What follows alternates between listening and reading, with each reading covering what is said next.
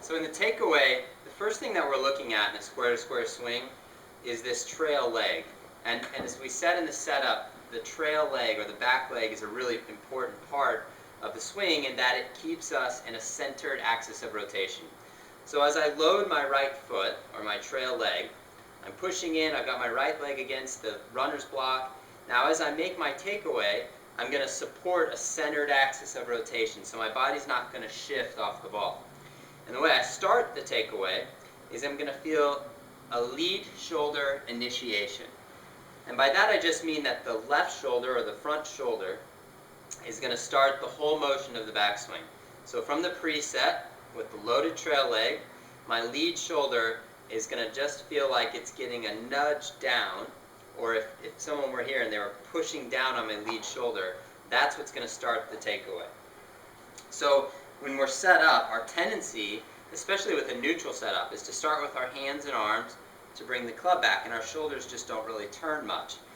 In the square-to-square swing, it's imperative that, as we said before, we're not going to have the club face rotating, so I'm not going to be using my hands and arms to take the club back. I'm going to be using my shoulders or my torso.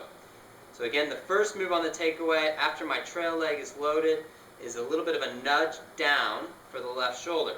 And for an iron, the left shoulder is going to tilt a little bit more down than it will for a driver or for a wood. Because again, for two reasons. One, I'm setting up in a neutral position with the driver so that I can sweep the ball or hit it more at my low point. Two, the driver's longer. So from address, I'm standing up just a little bit more upright than I would be with an iron. With an iron, I'll be bent over a little bit more, so when I make the lead shoulder tilt down, it's going to go a little bit more down than if I'm set up with a driver and I make the lead shoulder turn. It's going to do a little bit more of a horizontal move going back. The last part of the takeaway, and this actually is something that we want to eliminate, we're talking about wrist movement. So again, it's really common for our hands and arms to want to do all the work on the takeaway. And in the square-to-square swing, we want to eliminate all of that wrist movement, the wrist cocking and the wrist rolling. We're basically just presetting our impact position, so as I make that shoulder tilt down or that shoulder nudge move to start the club going back, I just want to be aware that my hands are not going to add any movement on the backswing or the takeaway.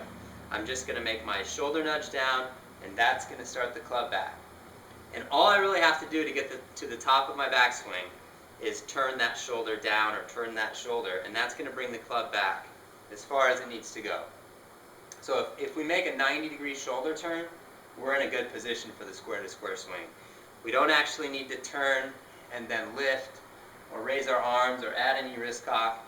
It's simply just setting, making sure the trail leg is loaded, and then tilting that shoulder, nudging that shoulder down, and that's our full backswing for the square-to-square swing.